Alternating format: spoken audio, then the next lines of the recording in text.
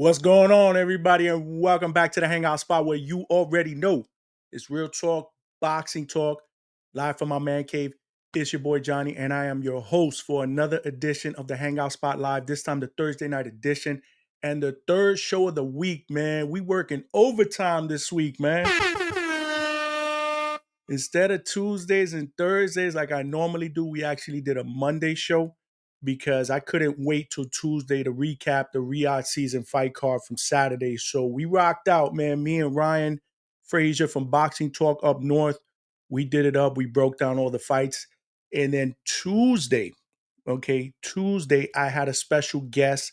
I had 154-pound prospect from Louisville, Kentucky, Ebenezer Stuntman Griffin. He was in the building with me. And I'm mad, man. I'm mad because he's from Louisville, Kentucky, which is the birthplace of Muhammad Ali.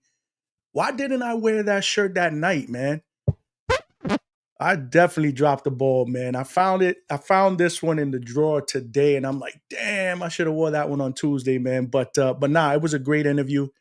He's a great young man with a bright future, very, very smart. And I love the way he was breaking down fights, man, because we also spoke about the Riyadh season card. So if you did not see that episode, make sure you go to the Hangout spot on YouTube and check it out. Check out both episodes. That's where they are. After the lives, they immediately go on there. So make sure you check them out. Tell a friend and tell a friend. Tonight, we got a banging show, man. Right now, I'm solo dolo, but it doesn't matter because I got my chat. I know y'all going to come out for me. I know y'all going to get involved. I don't want to do all the talking by myself. So I definitely want you guys to chime in because it's going down this Saturday night, Brooklyn, New York, Barclays Center. The fight that, depending on who you are, if you're a Tank fan, you're definitely looking forward to. I'm not a Tank hater. I like Tank, but I don't know how this main event is going to go. Regardless, man, you got Barclays Center, Brooklyn, New York. Saturday night is going to be lit. Gervonta Tank Davis, the main event for the WBA lightweight title against Lamont the Reaper Roach. And we're going to break it down, man. We're going to break it down. Prelims start at 6 p.m. Saturday. I believe that's going to be free on Amazon Prime at 6 p.m. And then at 8 p.m. is the pay-per-view card. So we're going to break down all the fights one by one. But you know the deal, man. There's ground rules here at the Hangout spot, man. If you are watching this on YouTube live, make sure you smash that like button, man.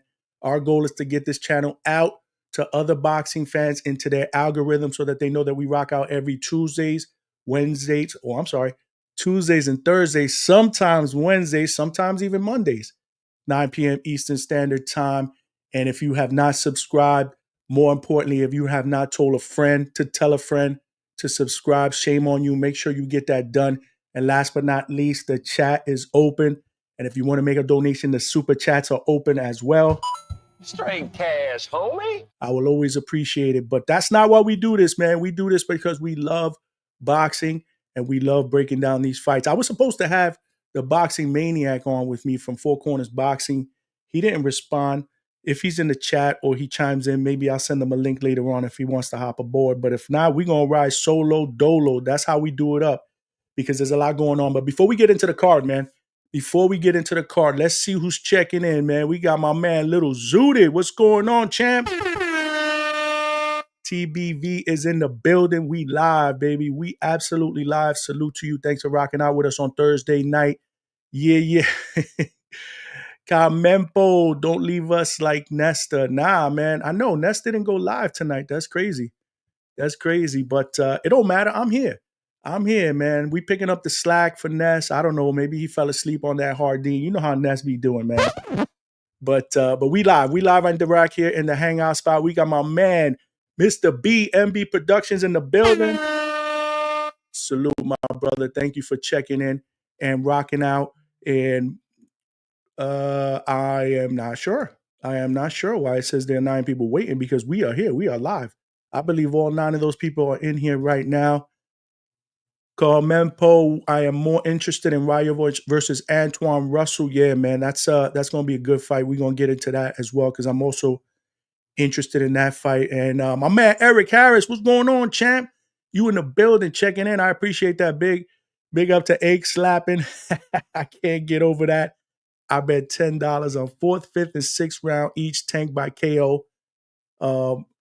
Monocool dude. but he lost to Jamel Herring. So yeah, man, I was just going to talk about that before we get into the card. Did you guys get a chance to see that, man? Chris Eubank is wilding out, bro. He wilding out, man. He is you either love him as a fighter or you just hate him. He's a very, very arrogant guy. I actually like it. I think it's good for the sport. This is a fight that I embraced right when it was announced because you know there's true hatred between these two guys. You got Chris Eubank, who's going to be fighting against Conor Benn at the end of April. I think it's April 26th, if I'm not mistaken. And this is a much anticipated fight. Let's not forget, back in the days, their dads fought in the ring, right? The Eubank dad, the Conor Benn dad, Nigel Benn, they fought in the ring. So this is kind of like a second generation fight. And these dudes genuinely, genuinely hate each other. Chris Eubank hates him. He hates Eddie Hearn. If you have not seen any of those two press conferences, the one yesterday and there was one today, make sure you check them out, man. They're hilarious, man. But yesterday, what my man Eric is talking about is during the face-off, my man Chris Eubank pulled out an egg from one of the pockets in his jacket and just smashed Conor Benn in the face, man. I'm telling you, I'm laughing right now, but when I was watching that live, I was like, yo, this dude's wilding out. And you can see the pure, like, that wasn't staged. It was not set up at all.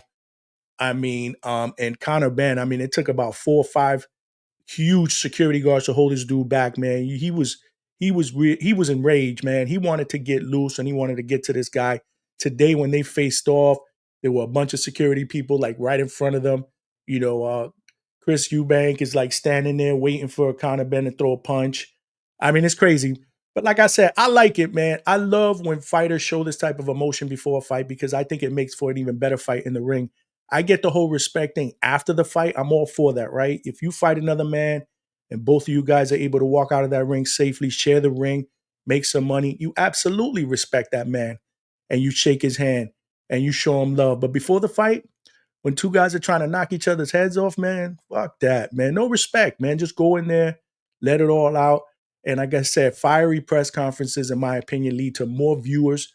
And if that was the goal, then Chris Eubank definitely, I think, is going to get more people that are going to want to see this fight because again, this is more of a fight for UK fans, for fans that are overseas, right?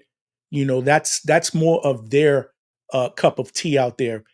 Out here in the States, I mean, again, I don't really necessarily think, unless you are a true hardcore fan, I don't think any casuals are really going to buy into that. Now, if they do see the egg slapping incident, you know, maybe obviously they'll be interested in watching it. So if they're trying to promote it, to get more viewers, especially stateside. I think they're doing a good job. They're off to a good start. But that shit was hilarious. If you guys have not checked that out, make sure y'all check it out on YouTube. We got my man Elvin Rodriguez in the building. What's going on, my brother? I thought it was way past your bedtime, man. I'm not sure what you're doing up here, but thank you for rocking out, man. We're going to have a banging show. I love it. Eubank is my guy. Eric Herrick, I fucks with Conor too. I took a picture with him at Boots' last fight. Cool dude. Yeah, man. You know, I like it too. I like it too. There are boxing fans that are going to say there's no reason, there's no room for that. In boxing, you got to show your opponent respect beforehand. These guys respect each other. There's no doubt about it. I mean, fighters are going to respect another fighter, but there's nothing wrong with some trash talk, a little banter. Did I think that Eubank went a little bit overboard? Absolutely. I mean, you don't never want to do stuff like that. What you do in situations like that is you potentially ruin a bag. Like, what if he would have hit this dude in the eye, and something would have gotten his eye, an eggshell or something like that, and scratched his cornea, and now he has to pull out of a fight. So there's no reason for that. Like, I get the whole trash talk, but putting your hands on another opponent, at a press conference, I'm not all for that. A push and a shove, maybe. But I mean, this was damn near an open smack, man, with an egg, bro. It was hilarious. Like I said, man, it was hilarious. But you already know. I agree. Undercard better than the main event. Yeah, we're gonna get to that. We definitely gonna get to that. I'm crazy for picking Sandor over Puello. Don't jump the gun, man. We're gonna get to that. Save those comments for when we start breaking down the fights. We got Garcia in the building. What's going on, champ? Thank you for rocking out. Apparently, Bivol already ducking the Mexican monster, bro. That's crazy. I don't know. I mean, the WBC is actually ordering, Benavidez as the mandatory for Bivol's WBC portion of the title. I don't know if that's gonna happen. That's pretty crazy. Because I had Jose Benavidez Sr. on here a couple of weeks ago. If you guys have not checked that out, make sure you check it out at the Hangout spot. And he was pretty adamant that regardless of who won, because I said, well, I guess we got to root for better beef, right? Because if Bivol wins, they're probably going to set up a trilogy. And he told me on here that he doesn't believe that there'll be a trilogy. I seem to think that there is going to be one, but now with the WBC mandating, who knows? Who knows? But you can't really count with sanctioning bodies mandating anybody anymore. And shout out to Ness. Yesterday we were I was co-hosting on the Boxing Voice, and we had WBA president, the new WBA president who was anointed as president back in November, Gustavo Olivetti. It was a great interview. If you guys have not checked that out, make sure you check it out on the Boxing Voice on their YouTube channel. It was a great interview, and he gave us the insights of some of that. And in fact, I actually asked the question about how frustrating it is for a sanctioning body, right? For a sanctioning body to mandate a champion to fight a mandatory. Meanwhile, the champion doesn't want to fight that mandatory. He wants to fight somebody else for a bigger bag. Frustrating, man. And these are things that he's going to have to deal with. So I asked him that question. In fact, I'm going to give y'all a spoiler. Next Thursday night, WBO president Gustavo Oliveira is going to be in the building. I was so impressed with that interview, and I didn't get to ask a lot of questions that I wanted to ask. So I asked him to come aboard. He's going to be joining us next Thursday night, 9 p.m. Make sure y'all tune in. Personally, if you guys are like me, I like to have people in here that gives us more of a perspective of the business, the inside of boxing, man. To me, that is super interesting. And as fans, we don't really get to see that, right? We get to see the fighters when they do it 24/7 before the fight. We get to see a little bit of who they are personally, behind the scenes. But I like the business of boxing. That's always interests me. So now when I work fight cards, as media, and I'm backstage, I'm talking to managers, I'm talking to trainers. And you'd be surprised. The business of boxing is absolutely crazy. It's absolutely crazy. It's like the wild, wild west. But that to me is what makes it so fantastic. You know what I'm saying? I love boxing. I know all my viewers and my chat members, y'all love boxing as well.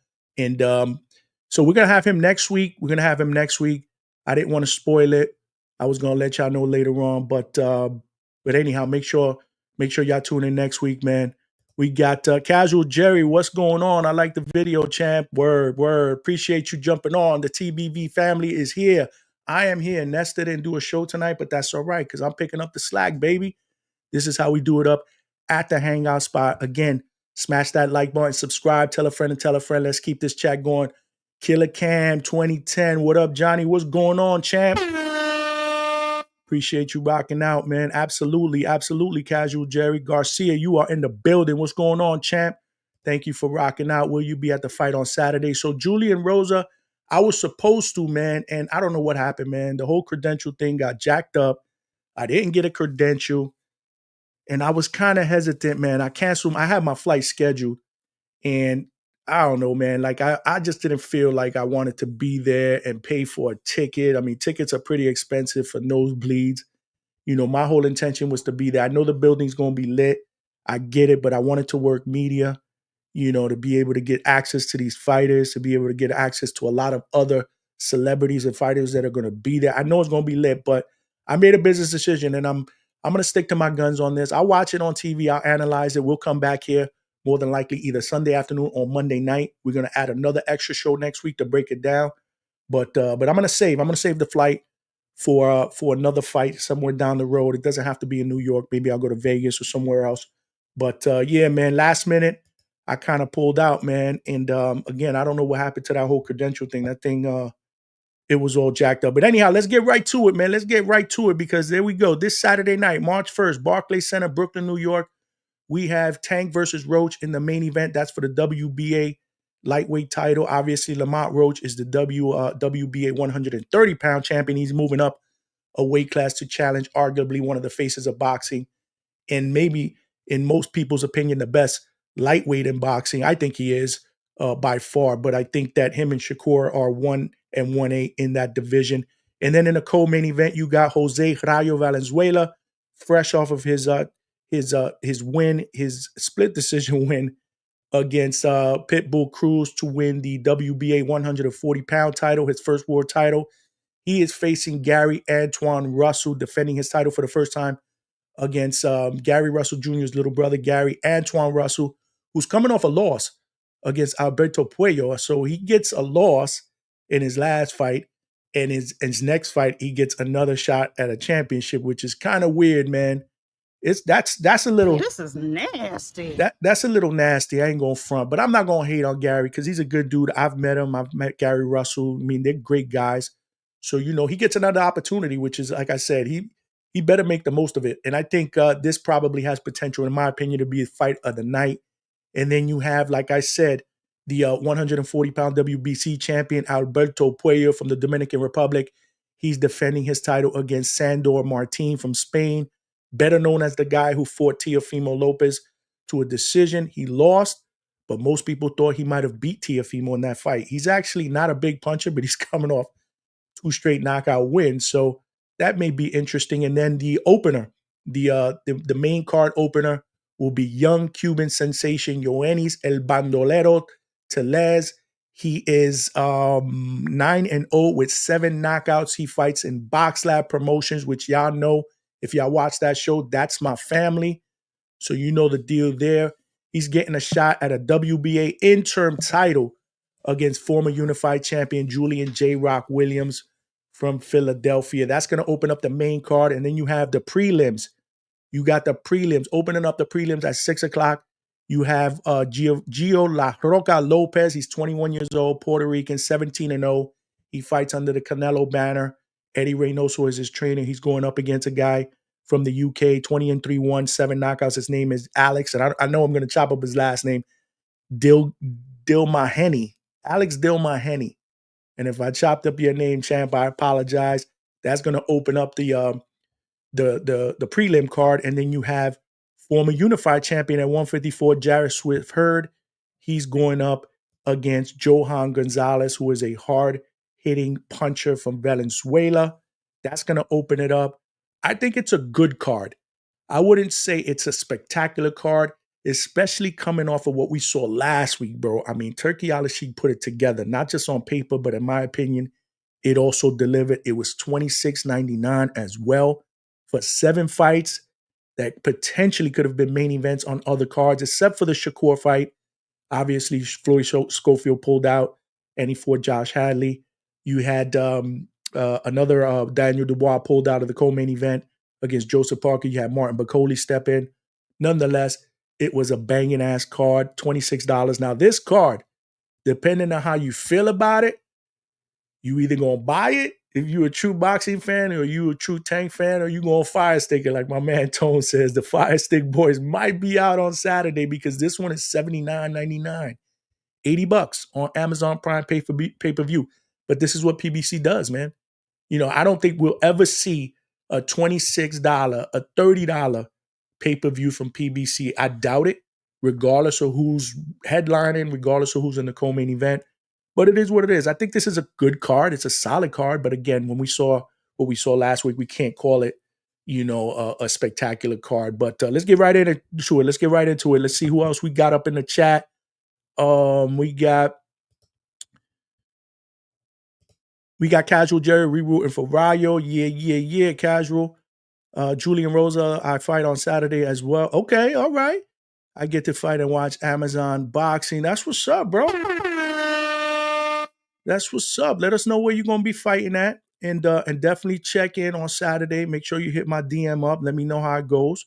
Or if I can get a stream or something like that so I could check you out. I definitely want to support, champ. Let's stay in touch for sure. Cal, deal my henny. That's what's up. Al looking out for this Russell brother. Al didn't come through for Gary Jr. with Leo and Abner fights. Absolutely, which is kind of weird, right? Like Gary Russell Jr. always got the short end of the stick with Al Heyman. Like he never wanted to get him those big fights. Like we wanted to see those fights back then. I don't know about now, obviously. But damn, he did Gary Russell Jr. wrong, but at least he's trying to make up for it. Maybe he's trying to make up for lost times. We got my man Will Mel 07. Fire Stick Boys, we outside. Like I said, man, it depends. Like I said, I ain't mad, man. This is steep. It's steep, especially for a fight that most people think the main event, and I'm talking about the main event, most people think may not be as competitive as we want to believe it may be. But we're going to get to that. We outside. We stealing this shit. Damn, yo. My man Will, man, you just keeping it 100, man. Anyhow, yeah, man, let's get right into it. Our first fight of the night, like I said, let me just pull up real quick the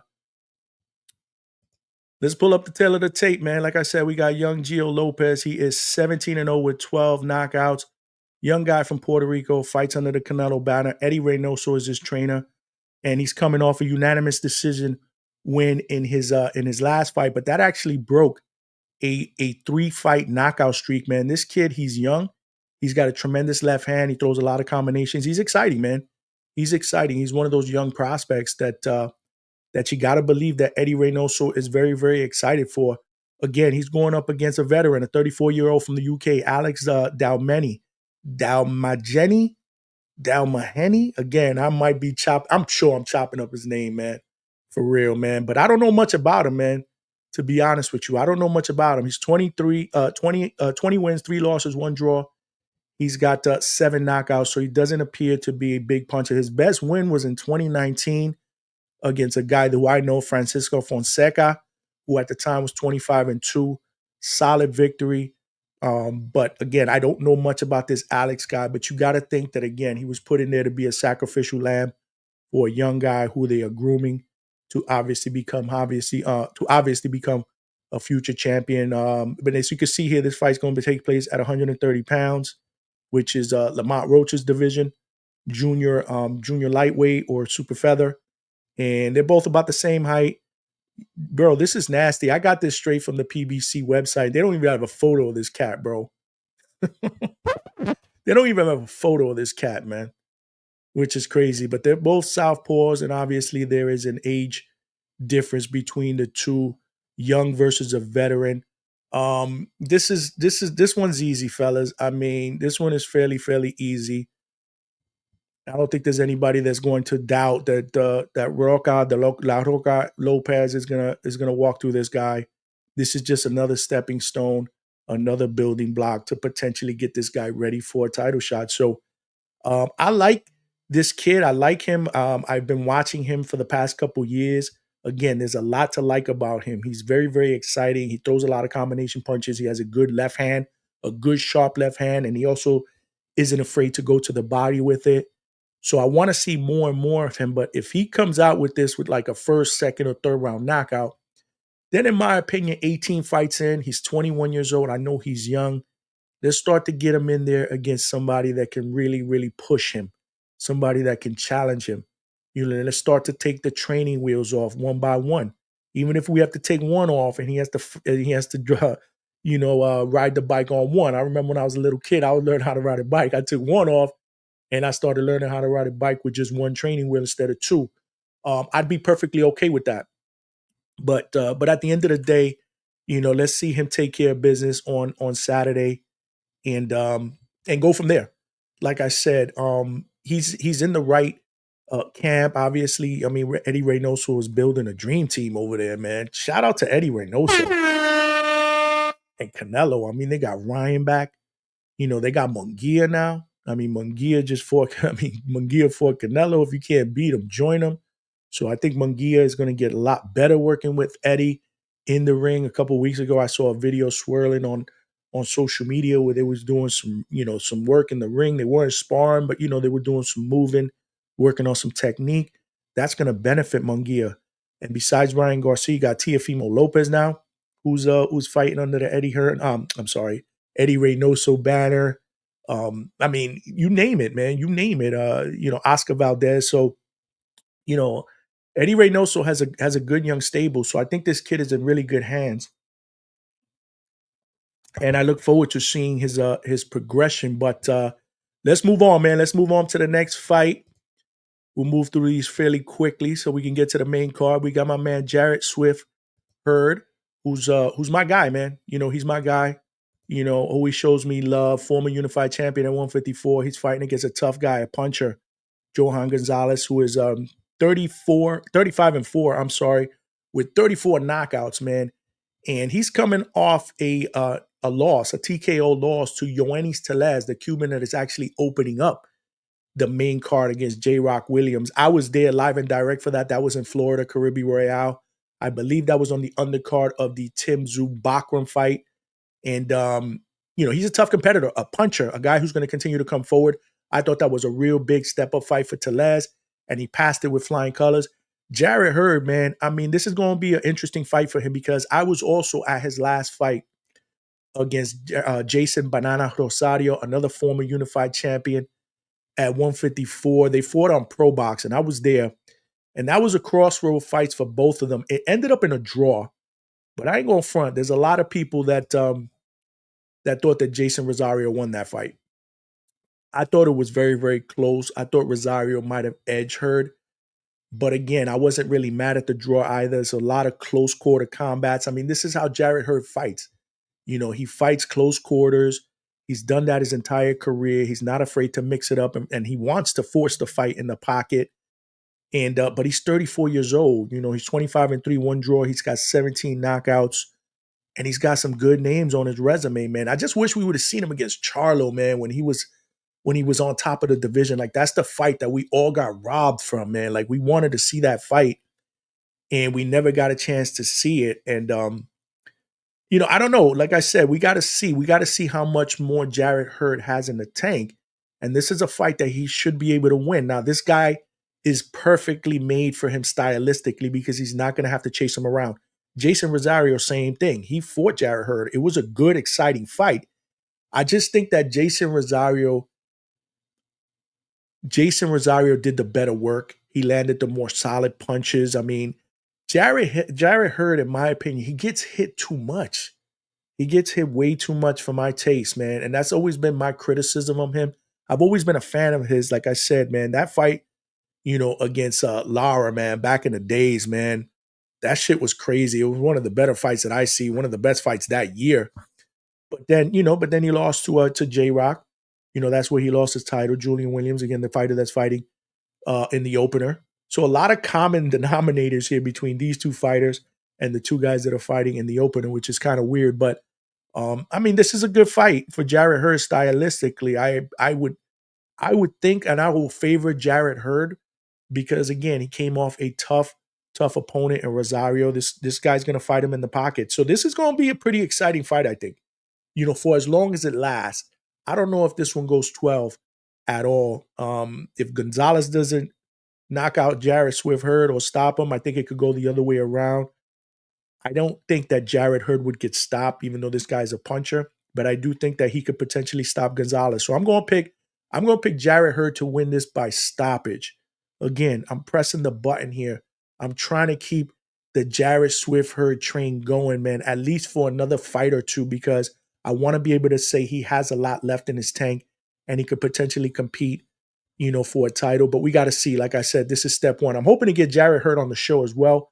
Hopefully, if he wins with flying colors, you know, it's a lot easier for these fighters to commit to come on and do live interviews. So I'm rooting for him. If you're watching, champ, go for it. I got you. Stop this dude and then hit me up on DM so you could get up on this show.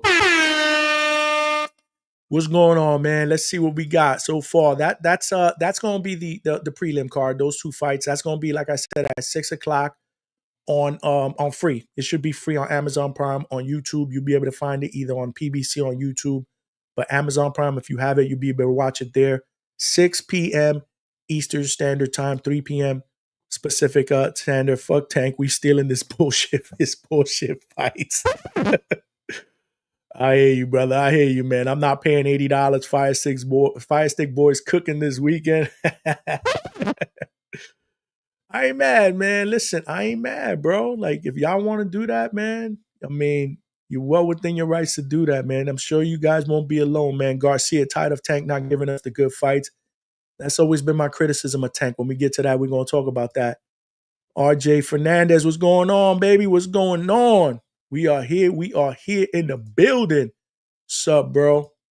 What happened to Ness? Good question. Good question, man. He on that hard ding. He on that hard ding. You know, Ness be falling asleep, man. He don't set his alarm clock. You know how many times I call, yo, hit me up, man. Hit me up. Then all of a sudden I hit him up and he don't respond until like 4 hours later. Like, yo, I fell asleep. So if you watching this, champ, stay off the hard ding, bro. Will Mel Roach getting hit with that raid in round 9? All right. So I see who you predicting right off the bat. Eric Harris, Reynoso Camp, are they drug testing at this level? I'm just saying. I don't know, man. I don't know. That's a good question, right? Canelo, Valdez, something may be brewing. Not to, but on paper, man. I mean, they got themselves. Reynoso got himself one hell of a team. My biggest thing is how is he going to split himself amongst all these? I wouldn't say diva fighters, but obviously the king of the divas is in his camp. Takes top priority. Canelo. How is he going to split all his time? Right now, we're good. Canelo doesn't fight till May. But it'd be interesting to see if these guys are fighting around that time frame, how he's able to split the time. I think is Dilmaghani. Dilmaghani? Okay. All right. Good looking out, champ. Dilmaghani. We ain't gonna say his name no more because we passed it. We just gonna say Alex from the UK. Cal, what's up, bro? Fighting a unlocked character. I know, bro. Yo, they didn't even put a picture of homeboy, bro. That's nasty.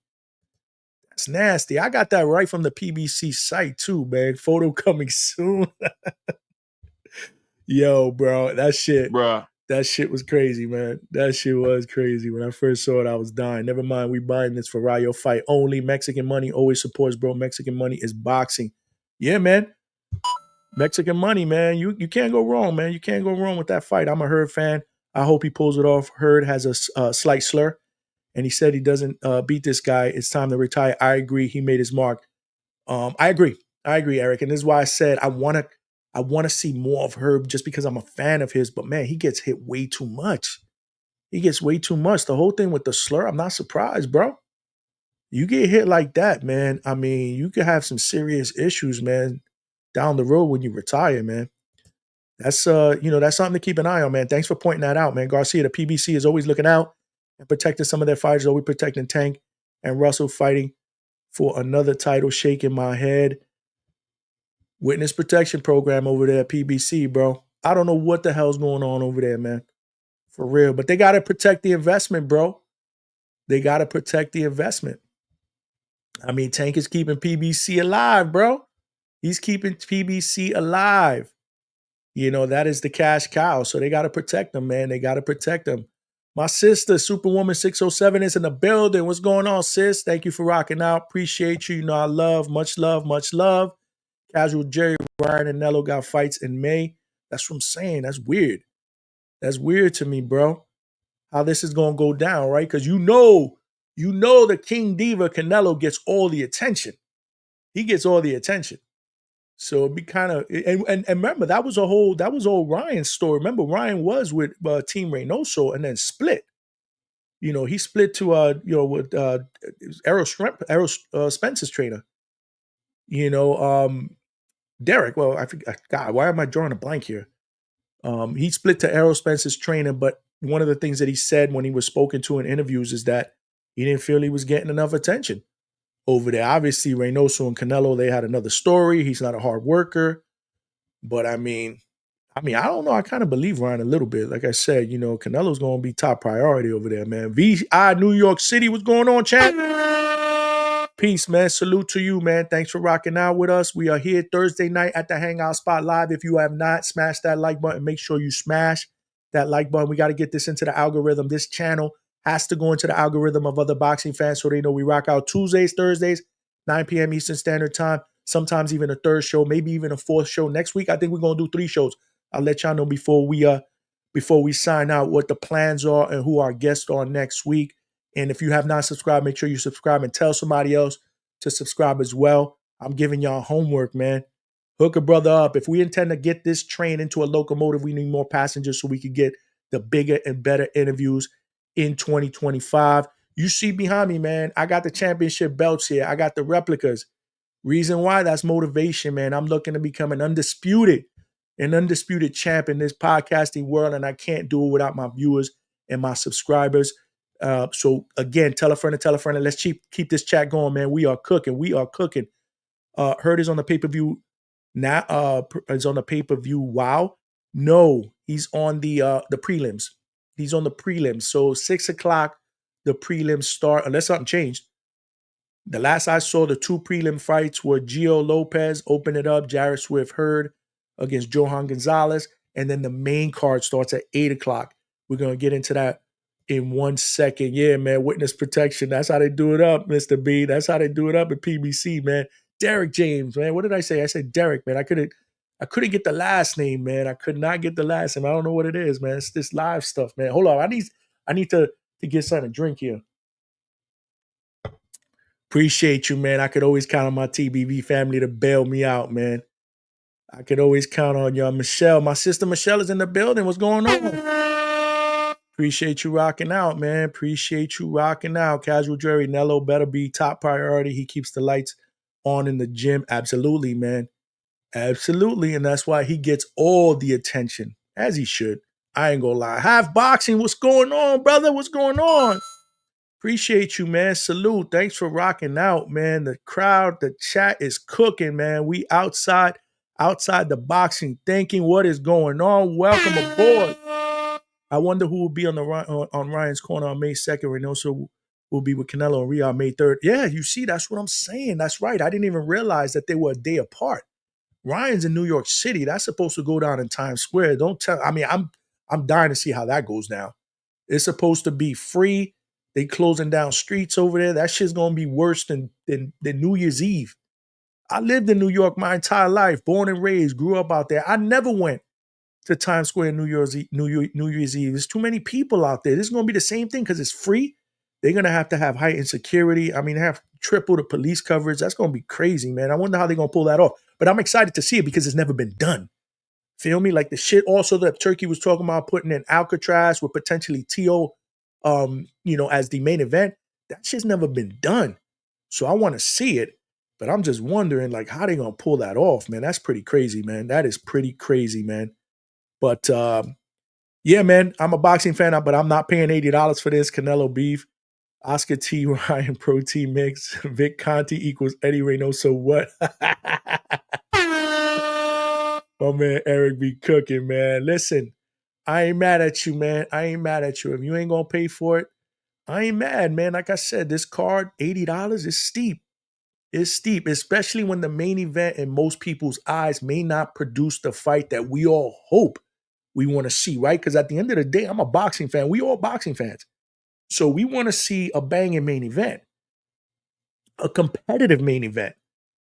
So again, we'll get to that in a second. Hopefully, if we're picking Tank to wash Roach, we're all wrong. But I don't want to spoil the surprise later on, man. We got my man Ryan Frazier from Boxing Talk Up North. Salute to you, brother. Salute to you, and great show. Great show on Monday. Like I said, if you guys have not seen our show on Monday, Ryan joined me. We recapped the Riyadh season fight card from top to bottom. Ryan's going to be regular, man. We be having Ryan come on, man, because we did some good work together. We did some really, really good work. So I appreciate you rocking out with me. Hernan, my brother, what's going on, man? Thank you for rocking out, man. Salute to you, champ. Salute to you, champ.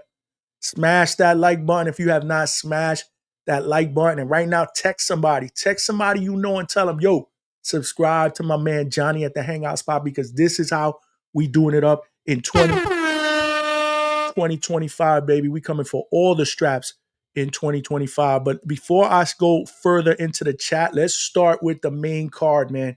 Let's go to the main card because the opener in the main card is my guy. Somebody who I've seen fight live at least 3 times in Florida because he fights for Box Lab Promotions. And if you've been on the show before, you'll know they like family to me. You know what I'm saying? They treat me like family. Everybody at Caribbean Royale. Shout out to my man Eric Enrique. Shout out to Amadji Piedra from Caribbean Royale. I mean, Caribbean's like my second home. I work almost every fight card there. And like I said, they treat me like family. So Yoenis Tellez is a young Cuban fighter with a ton of potential.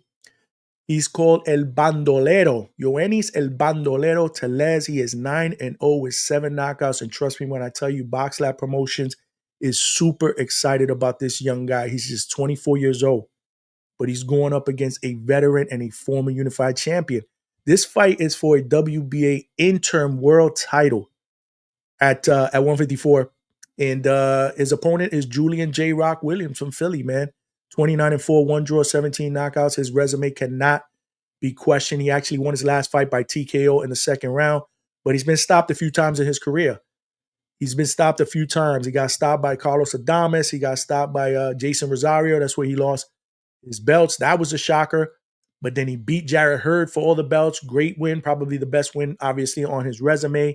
He got KO'd badly against Jamal Charlo in the 5th round. This was a bunch of years ago. So again, J-Rock has a lot of miles on his tires, and this is a crossroads fight for him. This is like kind of like, in my opinion, do or die, because this is a 24-year-old kid. So if he's gonna lose against a 24-year-old kid, then maybe it might be time to start thinking about calling it, man, because how is he going to expect to beat some of the bigger dogs? But this ain't your normal young kid. Like I said, this Cuban can crack.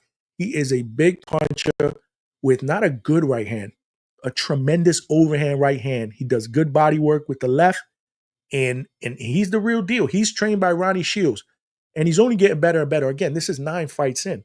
My biggest criticism a few fights ago when I first saw him fight was he's such a big puncher, but when he's not knocking somebody out or he doesn't have anybody hurt, does he have a second gear to start to box? Can he put it in that second gear? Or is he just going to go for a knockout that may not be there, especially against some of the tougher guys? But he's taking care of business. He is getting better and better. Like I said, he's in great hands with Ronnie Shields. And I think the sky's the limit for him. I really do. And this is a big platform for him. Like I said, his last few fights, he's probably fought about 5 times at Caribbean Royale and some of these prospect cards and so forth. But this is in Brooklyn. Dude, Barclays Center in Brooklyn is going to be lit on Saturday night. Make no mistake about it. Whether we believe the card is trash or the main event is trash, Tank brings people out. There will be celebrities, there will be a sellout, and it will be lit, which is one of the reasons why I wanted to be in the building. But I wanted to get in there with a cred. I wasn't trying to pay $300 for a ticket.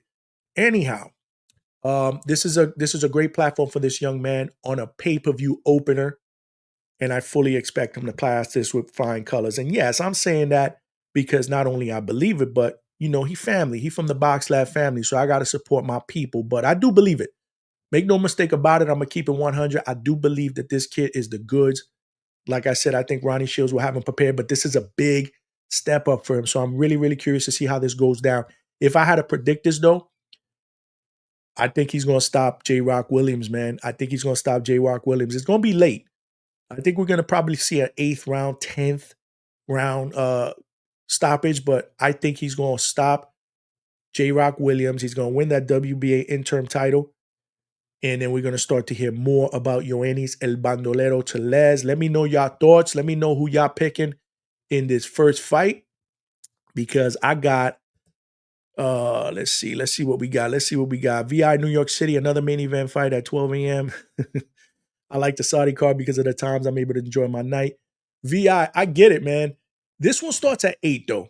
There's 4 fights on the main card. Remember, a lot of these that finish at 1 o'clock, 12:30, 1 o'clock in the morning usually start at 9 o'clock. This one starts at 8. So maybe by midnight, I'm assuming by midnight will be over. I could be wrong. But I'm assuming that maybe by midnight we'll be over, maybe 12:30 in the latest. It depends. Like I said, I ain't gonna front. I'm usually a night guy. Like I like watching main event pay-per-view cards on a Saturday night, on a Friday night, because it's just hanging out. It's like a fight party. You know what I'm saying? If you got friends, they come over, you grab your brewskis, you chill. Like you can't really do that when you're watching a fight at 12, 1 o'clock in the day. That's why last week was so weird, because that fight card started like around, I think the prelim started like at 10:30 in the morning because it was in Saudi. The main card might have started a little bit after noon, 12:30-ish, but it went all the way to like 7 o'clock at night. But I was cool with it. I don't know if it was because I was enjoying the fights, because damn, if you really look at it, it's like working a damn shift from 12 to 7, bro. Or I was watching the prelim. So for me, 10:30 in the morning all the way to 7 o'clock at night. We actually did a live fight chat. I was on the Boxing Voice doing a live fight chat, and halfway through, I cut off because I'm like, you know what? I'm gonna enjoy the rest of these fights, without having to speak about them on the chat. So, but I enjoyed it. And then, like I said, had the rest of the night to just hang out and chill. I didn't really do anything, but if I wanted to, I could have. So it's not bad, depending on who it is. I may get used to it. If they throw more of those cards during the day, I may get used to it. IVS, what's going on, champ? Welcome to the chat, man. Way too many people. Yeah, man. If you're talking about Times Square, I think you're talking about Times Square and New Year's and all that stuff that I was talking about. Putting Ryan up in Times Square. Devin Haney supposedly on that card as well. For free. That shit gonna be crazy. Yeah, I know, man. Everybody want to steal the car. Native New Yorkers have never been there.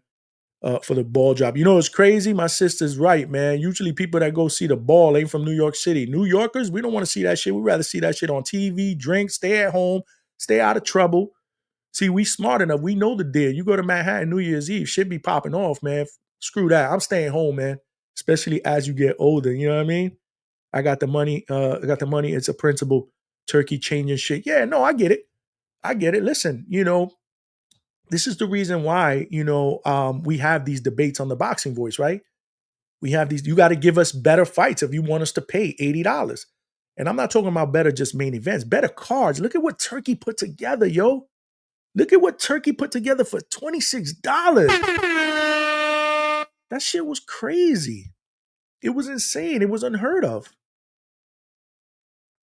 So yeah, man, if you want us to pay for these fights, and I get it, man, because again, especially what I'm doing now, you want to support the fighters, you want to support, the promoters, the networks. I mean, but it's tough. It's tough. I mean, I pay for them because again, this is what I do now. This is my living right now. But at the end of the day, man, I'm not mad at nobody that doesn't want to pay for them. You know what I'm saying? And even me, I'm kind of like, I don't know if I want to pay for that. Feel me? Little Zuda, what's going on, John? John, how do you break down Tank Roach? You think there's any way Roach wins? We're going to get to that in a second. They're going to need the National Guard in Times Square. You ain't kidding. You ain't kidding, Casual Jerry. Viva Cuba, that's right. You better be tuning in on Saturday, man. Main card, 8 o'clock. Cuban, young, with a great right hand, man. Very, very entertaining. Tellez going to hurt J-Rock. I believe so, Z. Z, what's up, Z? You in the building. Thank you for rocking out, champ. Yup, I believe so too, man. I'm going Tellez by late round knockout, but I think he's going to get some good work. I'm hoping he gets some good work. This is a big step up for him as well.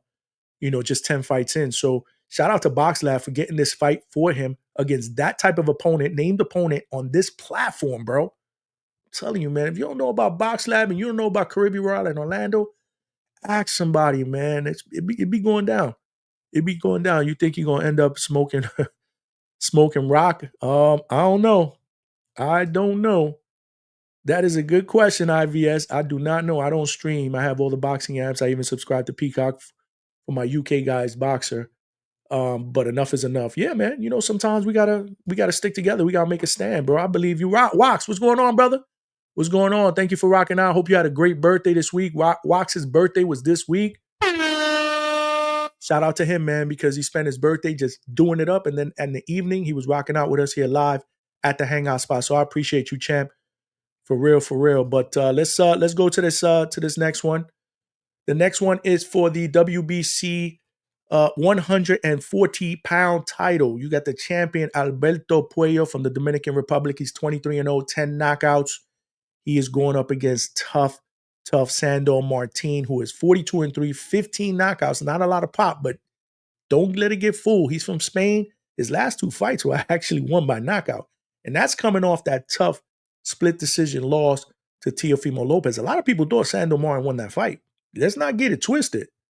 And Sandor's been waiting for a shot at the title for a little while there, though. And as you see the tail of the tape, as you can see, they match up pretty well physically, 5'9",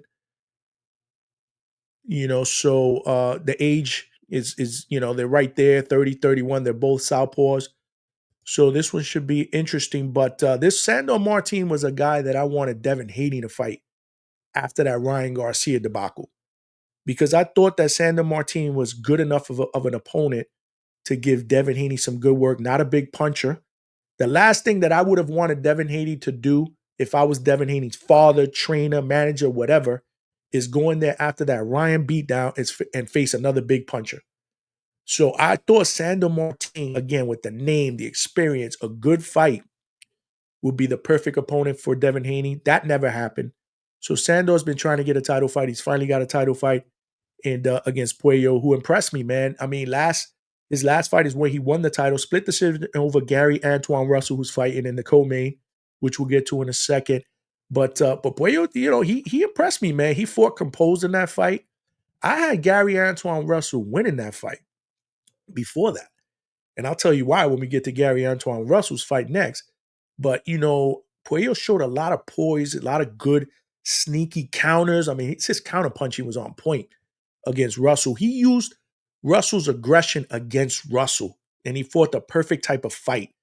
I thought it was a great performance. Again, nice left hands, eye-catching shots too. He landed the better eye-catching shots against an offensive fighter who going into that fight was undefeated, had knocked out everybody or stopped everybody, going in. So that was very, very impressive. It was for an interim title at the time. He won that and ended up becoming, the regular title once they did that whole Devin Haney thing, and Devin Haney relinquished the title, whatnot. So now Albert Puello is the 140-pound title.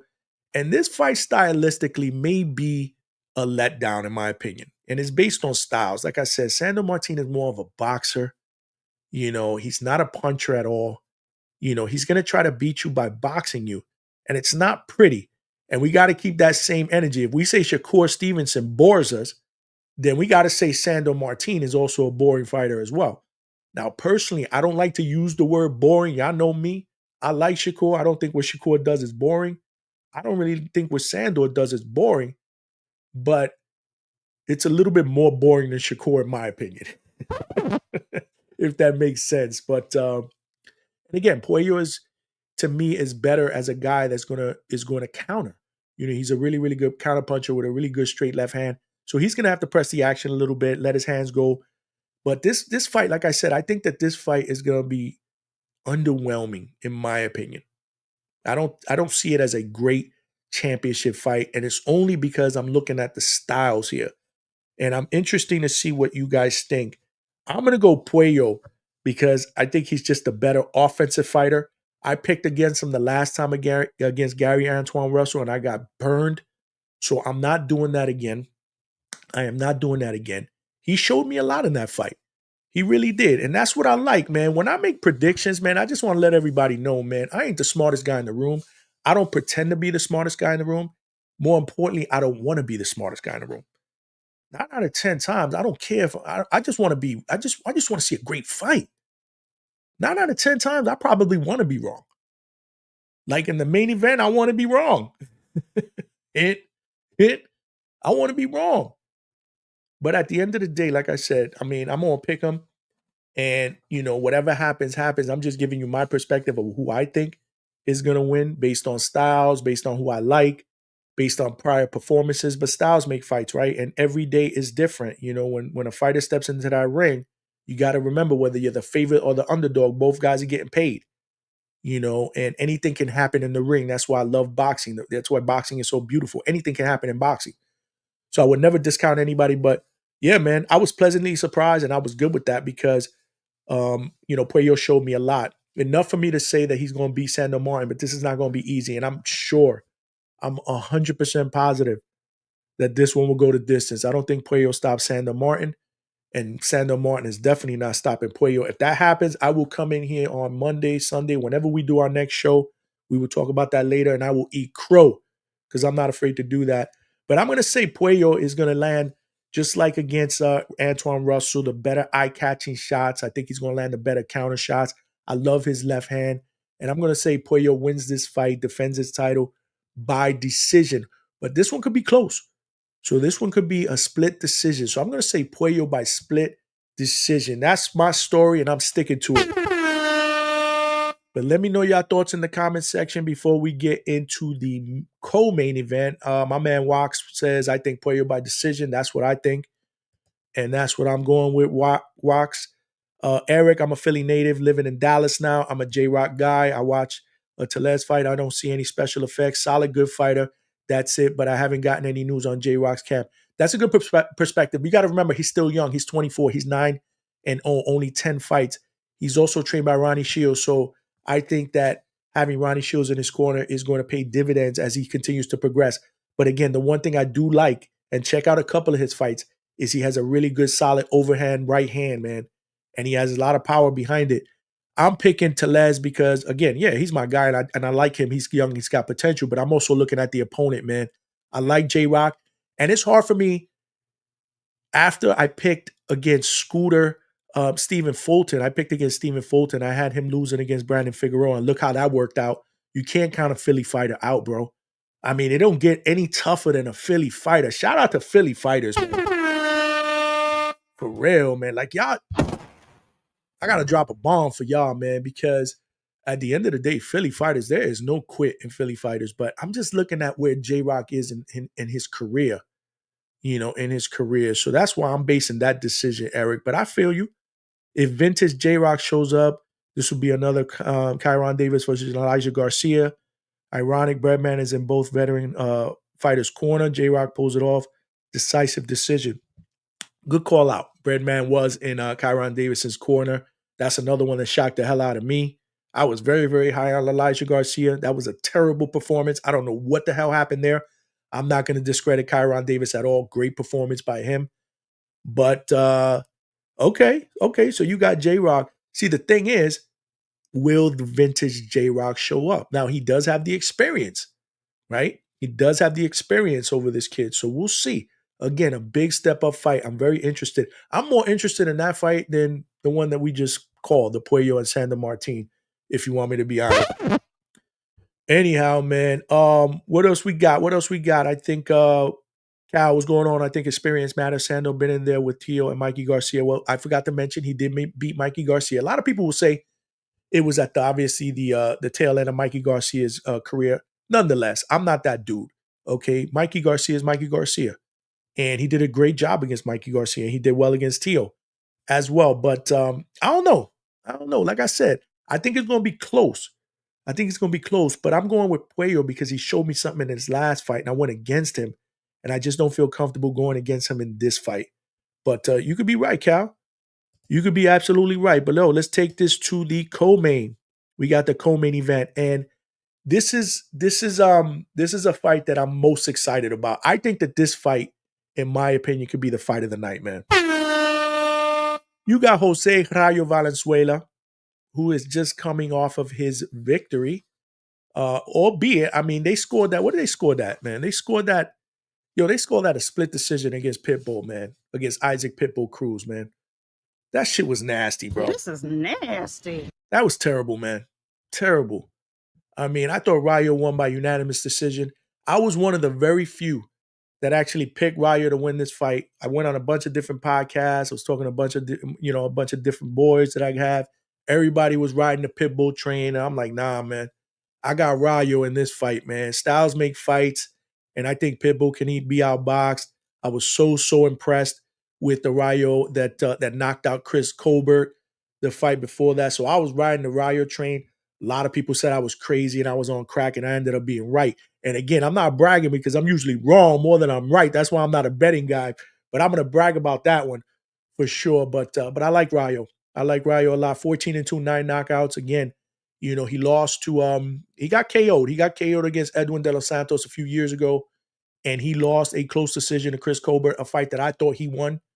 But nonetheless, Colbert ran it back with him, and he proved that he was the better man by putting Colbert to sleep in the 6th round. It was knockout. It was one of the knockout of the year candidates. I don't know if it did win knockout of the year, but because of that, stylistically, Robert Garcia, Jose Benavidez Sr. at the time in his corner as well, managing him. Robert Garcia took over as the head trainer. I just thought that he would be too much for Pitbull, and he was, and he got the job done. But he's going up against Gary Antuanne Russell, big puncher. Coming off a loss, though, and this is what we said earlier, man. I mean, Gary Antuanne Russell fought Alberto Puella for that WBC interim title, and he lost by decision. And here we go. The sport of boxing, you know what I'm saying? The sport of boxing rears his ugly head, or the business of boxing rears his ugly head. You got a guy coming off a loss, and he gets another title shot right after that. Like, how many times does that happen? The question is, in this day and age, you can't be surprised, but it shouldn't happen, in my opinion. And I'm not hating on Gary Antuanne Russell. I really like him. I met him, in Orlando. Great young man. I met Gary Russell Jr. I did an interview with Gary Russell Jr. If you have not checked that out, make sure you check it out at the Hangout spot. They're a very, very confident family. They got really, really good blood genes. All of them can fight. And I like him. I like his style. He's very, very entertaining. He's a high octane fighter. High energy, throws a lot of combinations, has a really, really good left hand. But he opens himself a lot for counters because he's so aggressive. So can he pace himself? And I think that was the problem against Puello. He was trying, Puella took advantage of his aggression, and I think that Puella also, landed the better counter shots later in that fight when Gary Antuanne Russell's octane wasn't as high as it was in the beginning of the fight. So if I had to give Gary Antuanne Russell any advice, it'd be to pace yourself, champ. Pace yourself. But coming into that fight, man, he was what, 17-0, if I'm not mistaken, with like 17 knockouts. Now he's 17-1 with 17 knockouts, and he's got a couple good names. He beat Victor Posto by TKO. Rances Bartolome from Cuba, he stopped him as well. And I didn't have that decision for Gary Antuanne Russell, but again, some may say it was a really, really close fight. But nonetheless, again, here we are. He gets a title shot, and I think that this fight could be fireworks. I do. I think it could be based on styles because Gary Antuanne Russell's going to come to fight. But Rayo also proved against Pitbull that he can fight guys that are aggressive. He did a great job, man. It doesn't get any more aggressive than Pitbull Cruz, man. Coming straight at you, high guard, throwing bombs, and he did what he needed to do. He kept distance. He used his jab, good combinations. He showed a lot of toughness, a lot of grit in that fight, and he earned that decision. I don't think that decision was close, but a lot of people, like I said, split decision. That shit was nasty. Again, Pitbull Cruz is a crowd pleaser, but he's, in my opinion, he's more of a one-trick pony, man. And Rayo has a lot of tools in his tool belt, a lot more tools than a Pitbull. So that's why I picked him. Now, this fight, again, I kind of go back and forth with it. Because Gary Antuanne Russell has the power to be able to hurt Rayo because we've seen Rayo get knocked out before. We've seen him get buzzed. But I just think that Rayo has gotten so much better since that De Los Santos KO, since that first fight against Colbert. He's not working with Jose Benavidez Sr. anymore, which is kind of nasty. Let's not forget, Jose Benavidez Sr. is the guy that basically put Rayo on the map. He was his trainer. We had conversations about him, not just during the interview, but during Pro Box. And he basically fired Jose Benavidez Sr. as his manager, while Jose Benavidez Sr. was in the corner of one of his other fighters in the Pro Box main event, Omar Salcido. That was nasty. Nasty.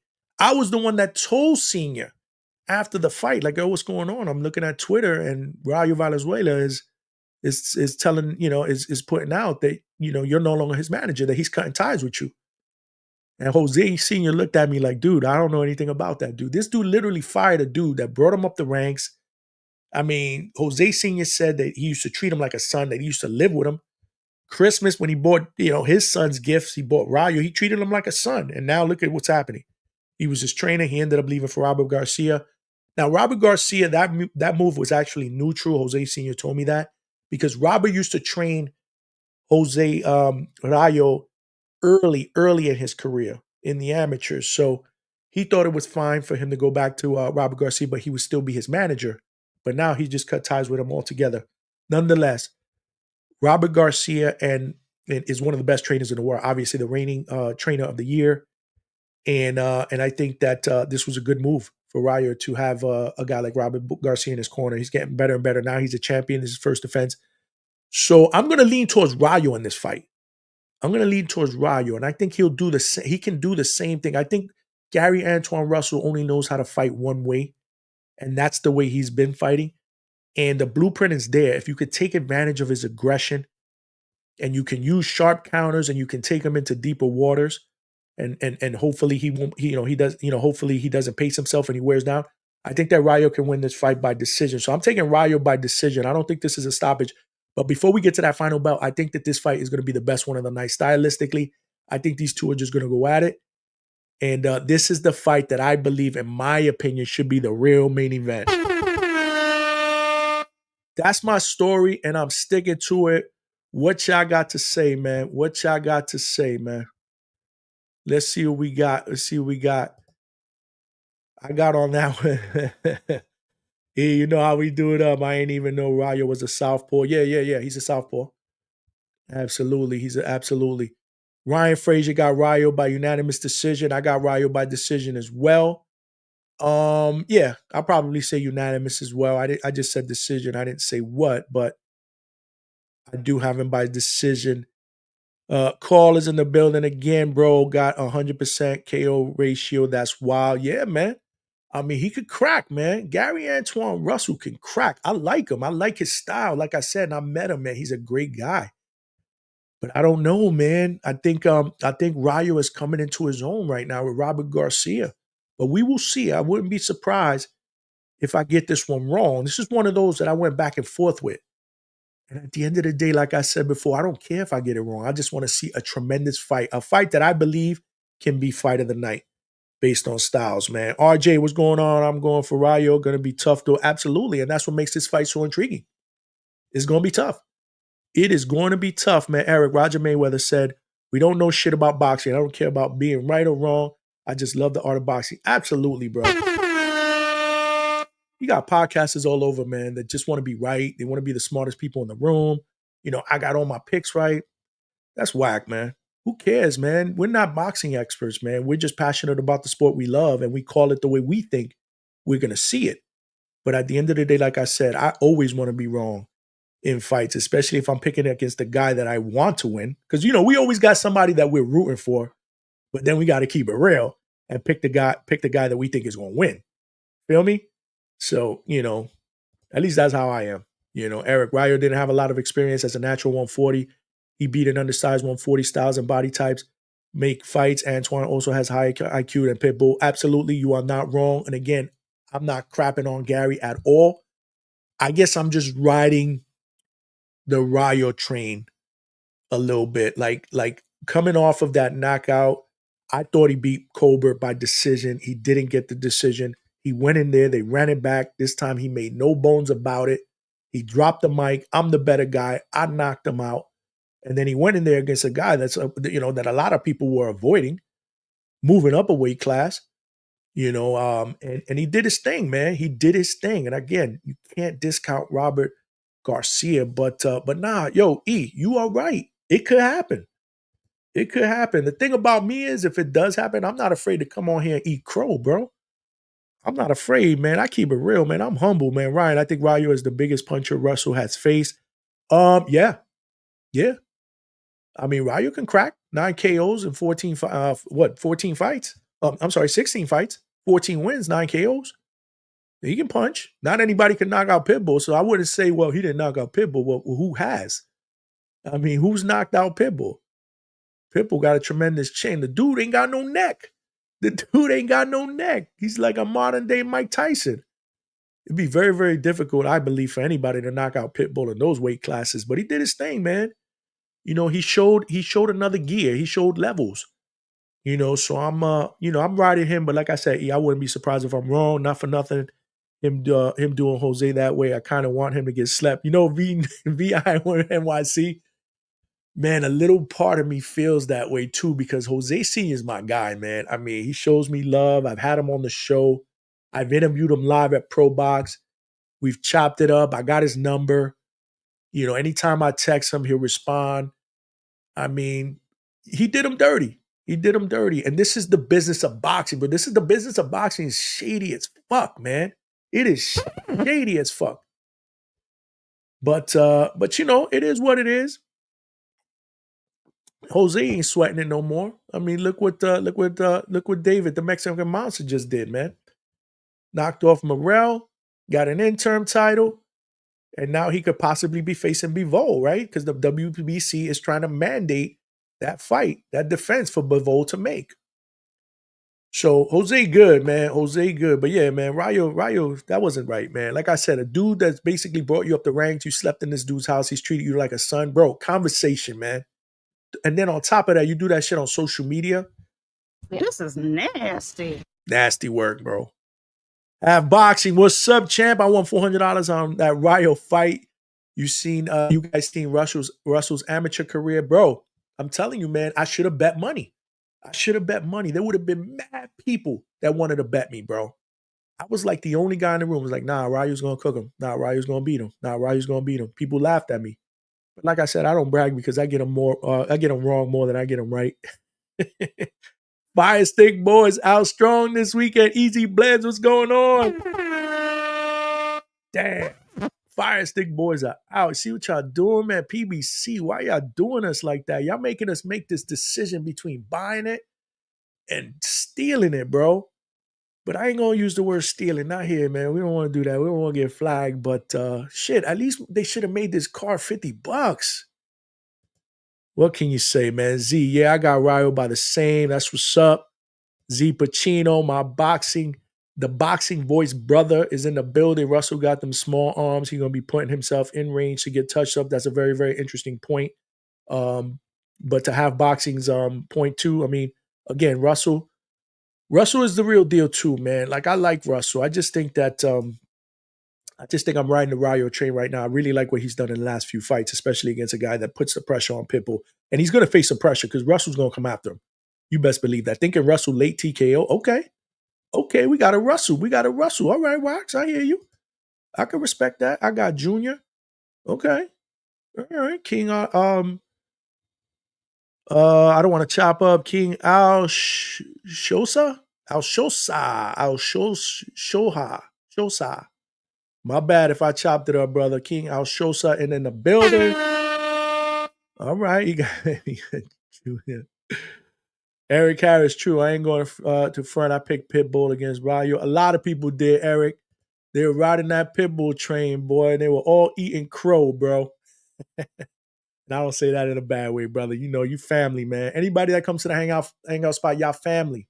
Y'all know the deal. Smash that like button and more importantly, tell a friend and subscribe. Let's keep this chat going. We got one more fight, the main event, which we're going to break down in 1 second. We need the full story because Rayo's saying he lost respect for him. It's nasty work, and I might lean Russell. We'll see. Yeah, we'll see. I mean, I talked to Jose about it. He seems to think he doesn't know what the hell Rayo's talking about. Like he doesn't know where that came from. When I told him that happened, he didn't even know he got fired on Twitter because he was coaching Omar Salcido in the main event on Pro Box. I told him after the fight, like, yo, what the hell's going on? I showed him the tweet. And he looked at me like, damn, I don't know anything about this. What could have brought this on? I don't know. I managed him. I was going to put him on the card with David Morrell and David Benavidez. So the plan was, and I interviewed him live at Pro Box, and it's there. It's on my channel. If y'all want, check it out. Check out my Jose Benavidez Sr. live interview at Pro Box. It's at the Hangout spot. He said on that short interview that David Morrell, David Benavidez, that's about the time when it was first announced that Jose Benavidez Jr. was going to be on the card. And since he was managing Rayo at the time, Rayo was going to be on the card fighting Pitbull in the rematch. That was the plan. And obviously when Rayo just fired him and, that went, out the window. And now here we are, Rayo against Gary Antuanne Russell, man. But like I said, this is the business of boxing, man. This is the business of boxing. It is an ugly business. Pitbull is the missing chromosome monster. But Joe, VINYC, my brother, yeah, Johnny, I didn't know that. I fucks with the Benavidez clan. Rayo did some fuckboy shit. Pop Benavidez seems solid to me. Absolutely, bro. Absolutely, man. He is a good guy. John, you paying for the pay-per-view or you outside, little Zuda? Damn, you gonna put me on the spot like that, Zuda? Oh, man. I'm probably gonna pay, man, because like I said, I'm doing it up now. This is my business, you know what I mean? So, man, Zuda, you my brother, man, but it's rough. That's a rough one, bro. That's a rough one. Feel right at home at the Hangout spot. My brother, this is how we do it up. We family, bro. I created the Hangout spot because I wanted to get a chill vibe. You come here, we talk boxing, and I wanted to feel like you are right here with me in my man cave, in my garage, just talking sports with me, talking boxing, chopping it up. My guests, every time my guests come on, I'm thankful that I get good feedback. Where they're like, yo, I love it. It was a nice chill spot. I love the questions. It didn't seem like an interview. It seemed like a conversation. That's what I aim to do. I don't want my interviews to be an interview. I want it to be more like an open conversation where we just conversing, man. We just chopping it up. And this is how I like to do it up. That's why I love to do these solo shows too, because I like to get the chat involved. I love talking with y'all, man. King, what's going on? Yup, respect to the channel. That's why I'm going against Rayo, because he beat my boy Pitbull, laughing my ass up. Yup. That's right, bro. That is absolutely right. But yo, without further ado, let's get into the main event, man. Boom, baby. I don't know if I could say this is much anticipated or not. If you are a Tank fan, then yes, you are loving the fact that you get to see your boy in the ring. And let me make it clear right now, I am not a Tank hater. I like Tank. I like Tank a lot. He's exciting and he is a gifted fighter. I think a lot of people sell him short because of his record, right? The fact that he's an explosive puncher. They call him a knockout guy.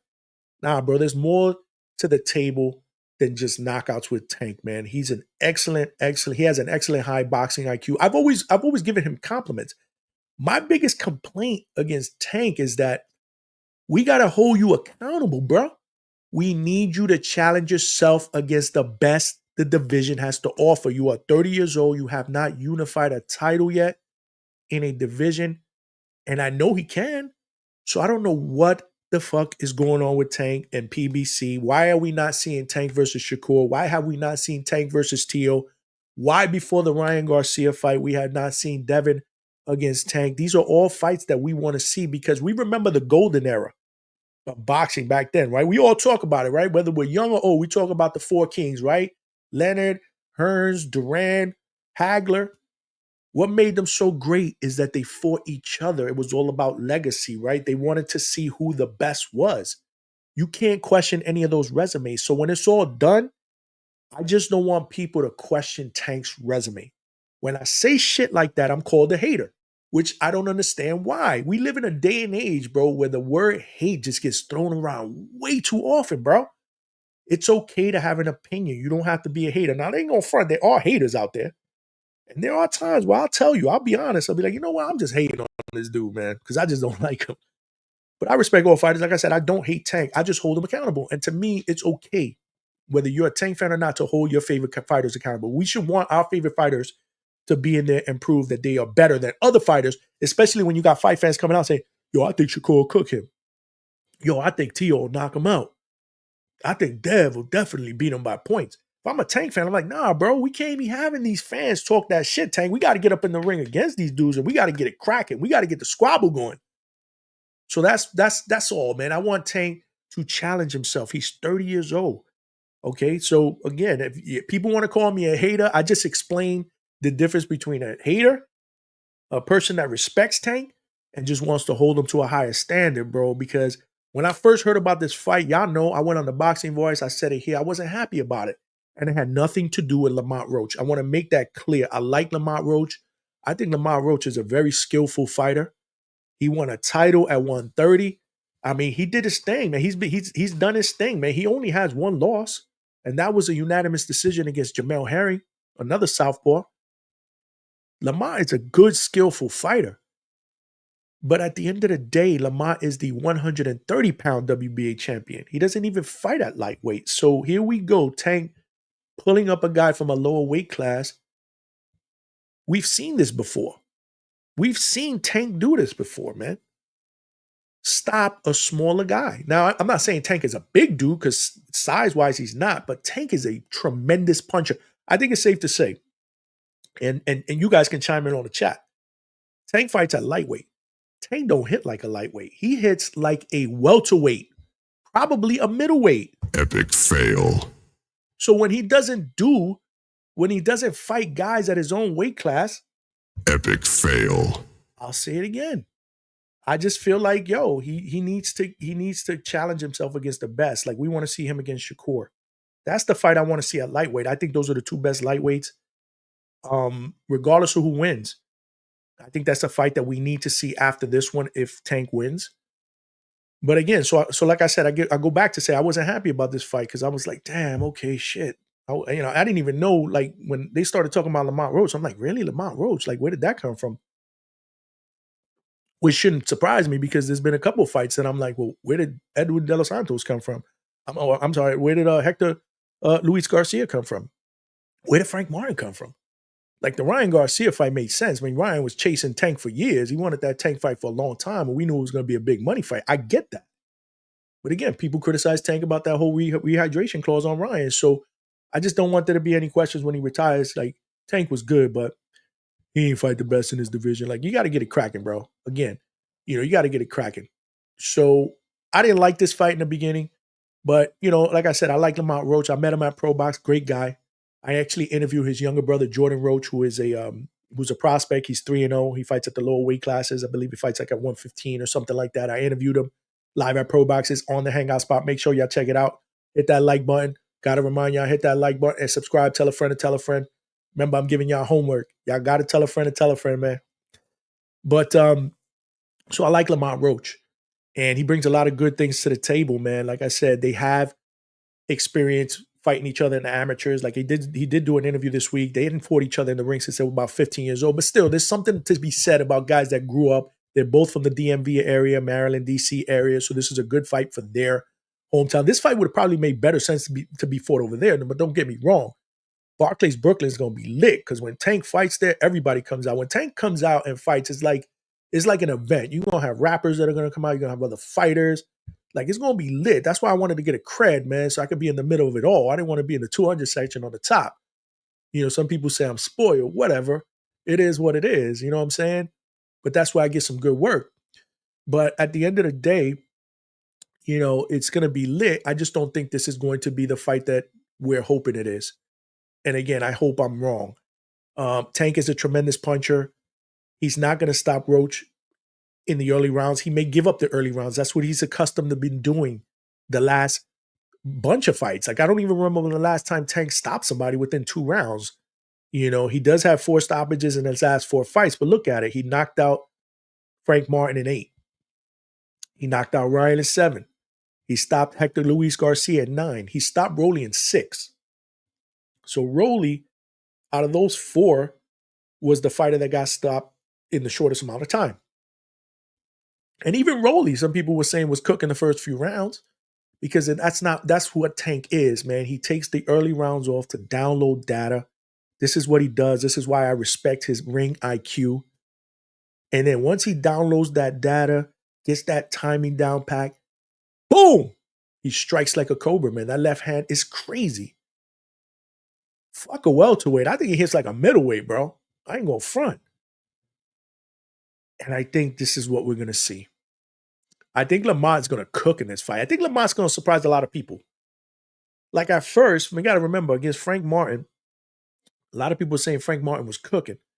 Frank Martin was doing good, but I think Lamont Roach is probably gonna do even better. Now, the thing about Lamont Roach is gonna probably want to mix it with Tank 2 in the center of the ring. And I think a lot of fighters, they're a little careful with Tank, but I think Lamont Roach is going to be the type of fighter that's going to want to earn his respect early because a lot of people say he shouldn't be in there with Tank. He's a smaller guy. So the familiarity with them, I think he's going to want to mix it up with Tank early. I think he's going to stay in the pocket a little bit too long for my tasting. And I think he's going to fall into a trap. And that's what Tank does well. He sets traps. And again, with a guy like that, it's like setting a mouse trap to a mouse. Just pow. Snap right on the mouse. That's the problem, man. When he sets those traps, you saw what he did to Ryan. That was beautiful.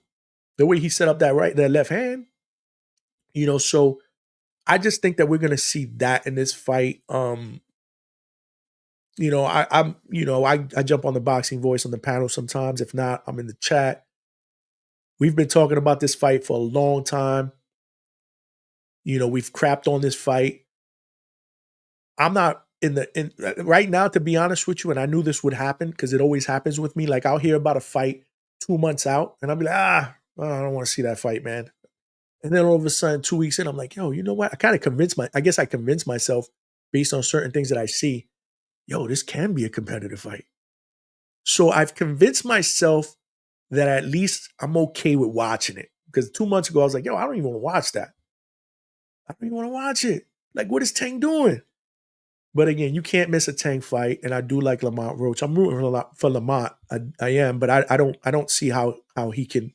I mean, Tank right now is on another level, and there's levels in boxing. You know what I'm saying? There's levels in boxing. Like I said, it's okay to root for somebody, but at the end of the day, you got to keep it 100. So I see Tank stopping Roach. Probably. Let's see. I want to look at his last 4 stoppages: 8, 7, 9, and 6. So I'm going to say, I'm going to give the benefit of the doubt to Lamont, and I'm going to go 9 or 10. I'm going to go 9 or 10. But again, let's see, man.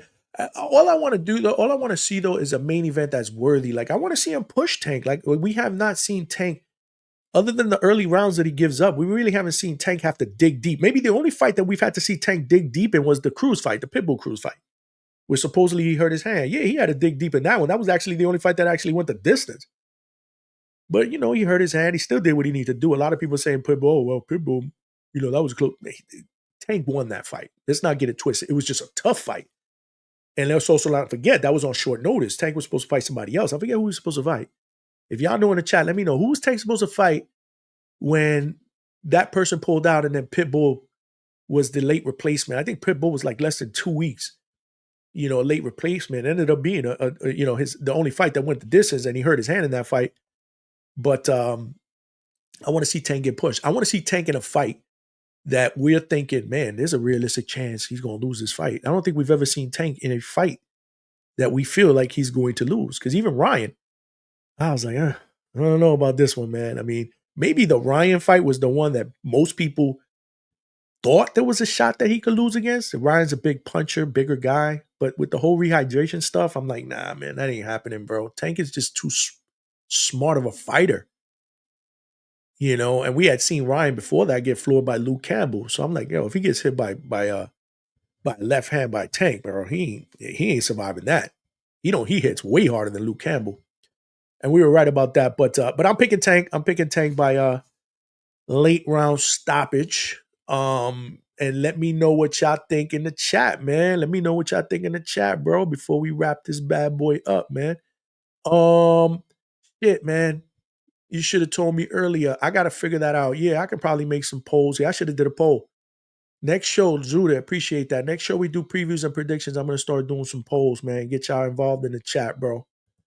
For real. That was a great idea, man. Appreciate you shouting that out. You got to remember, man, I'm still a rookie. I'm still learning. I'm learning. I'm getting there. We're making some really good strides, though. We only had this channel up for a year, man, and we already popping, bro. 2025 is going to be big here at the Hangout spot. You best believe that, man. That's why I love my chat members, man. Y'all always rocking with me. I appreciate y'all. Tank is a prize fighter, prefers money over legacy, in my opinion, but no hate. Yeah, that's the problem, right? That's the problem. I think Tank wants to be great, but I mean, Tank needs to understand that he's in the position to be able to tell Al Heyman, what? This dude talking shit, get me that fight. I don't know. I don't understand why Tank fans don't believe that Tank is the guy that can make shit happen. Canelo can make shit. There are very few fighters in boxing, as far as stature, that can make shit happen. If you want to fight that guy, I want to fight him. Make that happen. Make that happen. He just doesn't do that. Like, you got Shakur calling him out when Tank should just be like, you know what, bro? This dude's talking a lot of shit on Twitter, but get me this fight, man. Get me this fight so I can shut this dude up. You know what I mean? So, he has to push himself. He's 30 years old. He's not 25 years old right now. And I think Tank can beat any of these guys that I just mentioned, but I just want to see it. Can we see it? Yeah, little Zoot at middleweight. I agree. The power. Yeah, you talking about the power. Yeah, man. This dude hits like a freaking middleweight, bro. It's insane. Tank's scared to be great. I always say that. Is it about legacy? Is it about, look at those straps behind me. They replicas. But do you want all those straps? Because when it's all said and done, the reason why we talk about Sugar Ray Leonard, the reason why we talk about Duran, the reason why we talk about Hearns and Hagler is because they were legacy fighters. They fought the best because they wanted to be the best. That's why we still talk about them. Ain't nobody going to talk about Sugar Ray. When you bring up Sugar Ray Leonard, ain't nobody talk about, that guy, yeah, yo, I remember him, bro. He made mad money in his career, right? No, they're going to talk about, oh, man, yeah, he fought the best guys in that era. Tank. This is what we need, bro. Tank unanimous decision because how they started smiling at the face-off today. Half boxing, what's crazy? Word, man. So that today's press conference, I'm glad you brought that up, was the opposite of what I like. I like to see shit get spicy. The first press conference, Tank was quiet. It was cordial. It was quiet until people in the crowd started talking shit. And usually I feel like Tank needs that to get hyped up. Because how many times have we seen Tank go after the crowd? Crowd talk shit. He gets up. Yeah, I'm going to take it out on this guy. I'm going to fuck this guy up now. So the press conference in the beginning got a little saucy. Today was like super respectful and smiling and cordial. And I'm not saying it's not going to make for a good fight. Tank's going to still go in there and try to knock this dude head off. And I do believe Roach is trying to prove something because there's been way too many people that are saying he doesn't even belong in the ring with Tank. So he's going to try to prove something. So I do think that it could be a good fight, a fight. I think it's going to be a good fight until it's not a fight anymore. That's just my opinion. But way too cordial for me. It just didn't reel me in. I'm like, yo, what's going on, man? But again, Tank by ninth round knockout KO. Oh, Wax. Okay, so you're picking around the same round that I'm picking. I think I picked 9 or 10. That's what's up. IVS, what's going on? Tank really just be making his opponents throw and open up. Yeah, because his IQ. He downloaded that data. That's why his boxing skill, his IQ doesn't get enough credit. It doesn't get enough credit. Now, the hardcores know it, but the casuals just think he's, another Mike Tyson where he's just going in there knocking people out. Nah, bro. Tank is the goods, man. Give him false confidence. Could be that. Drawing him in, right? Drawing him in. Well, I'll tell you one thing. If he does that Saturday, it could work in his favor because I think that Lamont Roach will get drawn in. I think Lamont Roach wants to fight. I really do, man. Then he strikes like a cobra. I said the same thing. IVS, absolutely. Lil Zuda Lamont said at the presser, if he start early, it's his ass. Yeah. I like it. That's what I'm saying. I like Lamont's quiet confidence. It's almost like Keem, right? Keem against CYP. The boxing voice, my brothers, y'all know what I'm talking about, right? It's that quiet. Like we want, like me personally, like I want Keem to come out and start talking a little bit. Like, yo, this dude is doing all the promoting. He's saying he's gonna knock you out. Like I said, but Keem is not that dude. When I interview, he's just not. He's just a nice guy. I mean, it's hard to root against him. He's a quiet killer. And I think Roach is, follows in that suit. But I don't know. I don't think Tank's gonna start fast. I think Lamont's gonna have to press the fight a little bit. This fight has a lot of Frank Martin against Tank. I see that in this fight. I see that totally in this fight. And I saw it 2.5 months ago when it's announced, and I see it today. Hope I'm wrong, though. Hope it's a lot more entertaining and a lot more closer, and obviously, we get, the Lamont that can actually shock us a bit. Z is back. I think Lamont will be impressed, but the difference will be Tank's hand speed. Could be.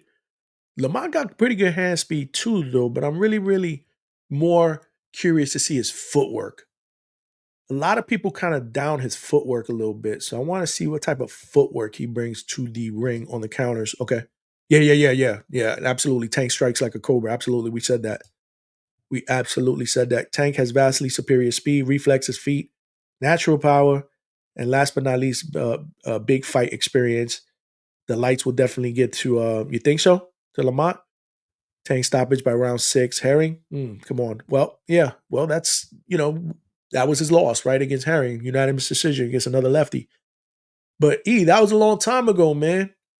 That was a long time ago. Lamont's had a couple of really impressive performances, obviously not at the caliber of Tank and not at the weight class, but he's a champion for a reason. So because of that, I don't want to consider, I'm not going to sit here and say he's going to get washed, but I don't know, man. Like I said, it's all about punch resistance, right? Can he take that punch? He's not Shakur Stevenson, which is Shakur is a much. I have more confidence in Shakur not getting hit by that left hand based on his defensive skills and his reflexes as opposed to Lamont. Very few people have that type of defensive prowess and reflexes like Shakur Stevenson. So that's why I think the Shakur fight, in my opinion, is so interesting, right? Is he able to hit Shakur with that punch? Because you got two guys with high IQs. If he gives away the early rounds against Shakur, is he going to be able to knock Shakur out or win the later rounds? If Shakur banks the early rounds, there's a chance that Shakur can win that fight by decision if he doesn't get hit. So that's why that fight to me makes a ton of sense. A lot of people don't want to see it. I do. Okay, so it was Rolly. Okay, Max Jackson, what's going on, chat? Appreciate you. So Rolly was the guy who was supposed to fight. Rolly pulled out or whatever. I forgot why. I think it had to be because of an injury or something like that. Or no, Rolly was going through some legal issues, if I'm not mistaken.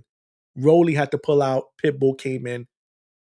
The Pitbull fight, and then he fought Rolly after. That's what's up, Max. I appreciate you, man. My chat is always coming through. Y'all on fire, man. Real talk. Rolly had, yep. Yeah, there you go. That case on him. Yep. Appreciate that call. Rolly had it. Yep, there you go. Yeah. That's what it was. Now I remember.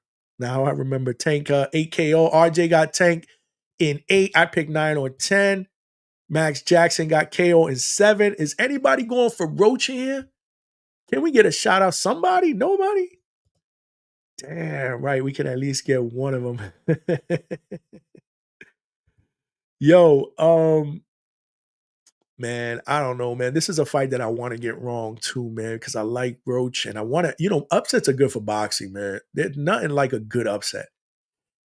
Let's think about this. Wonder how Roach versus Martin fight would go. A good question. I always wonder how Roach would Gary Russell Jr., if he was active, would go as well. I mean, Gary Russell Jr. spoke about Lamont as well during our one-on-one interview at the PBC event with Bakram and Tim Tszyu. But let's put ourselves in hypotheticals. What if Roach pulls this shit off? Yo, the boxing world would go absolutely bananas. If Roach pulls this off, I'm telling y'all right now, we're doing a live show Sunday early. I don't know, 11 noon, maybe noon, because I'm not necessarily an early person. I'm not Ness. I don't get up at 6 o'clock in the morning. By noon, we are doing a live show and we're going to cook.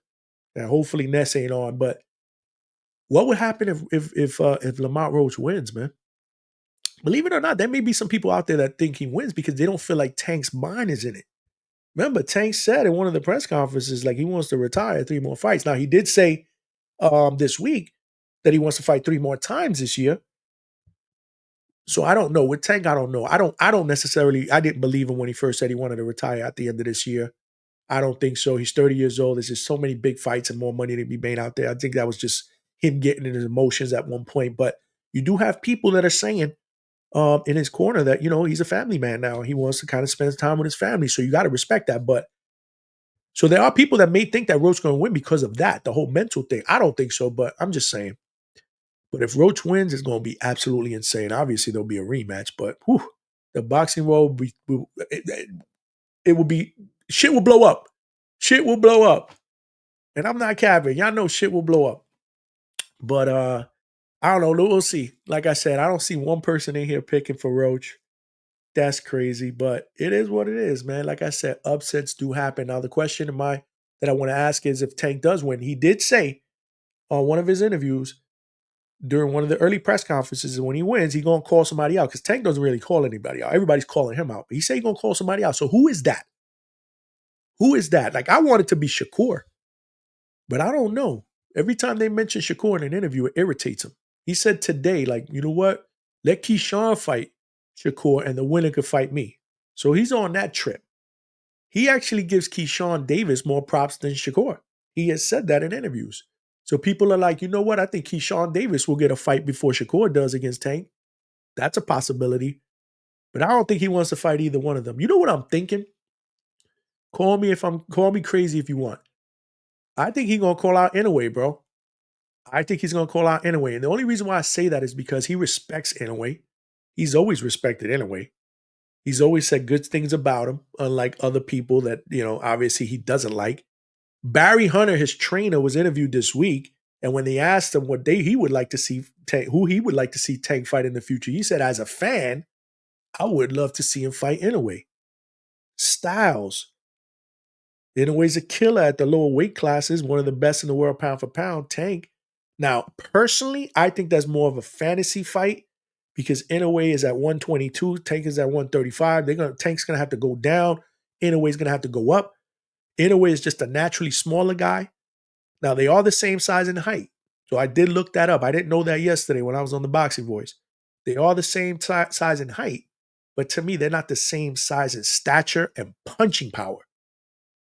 Will Tank want to go down to 130, 129 and have Inoue meet him halfway for a huge money fight?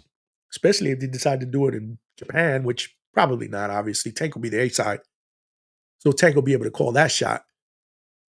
I don't know. I kind of have a funny feeling. Maybe it'll be Inoue that he calls out. Let's get this Inoue fight popping.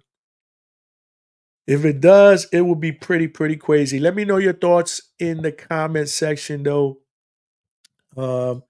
Z Pacino. Z, you got Roach? All right, there we go. Finally, we got one brave soul, bro. That's what's up, man. That is what's up. The thing is, if Tank lose, we might not see him for 2 years. It's the PBC way. Ivy, yes. You probably ain't capping, bro. You might not be capping there, man. The winner, Garcia, the winner of Rayo versus Russell fighting Tank next. Yeah, you know what? That shit wouldn't surprise me. See what I'm saying? Nasty. I don't want to see that, man. I want to see one of the guys that I just mentioned earlier. I would love for him to call out Shakur. That's a fight that can happen. Shakur just won. He wins. Let's get it popping next. Let's get that popping next. If Lamont wins, we all have to have egg on our faces, Conor Benn shit. If he wins, like I said, we will be on a live fight chat on Sunday and we will all eat crow together because I will not leave you guys out. I will be involved. I will eat crow just like everybody else, bro. Boxing, like I said, boxing is good when, upsets are good for boxing.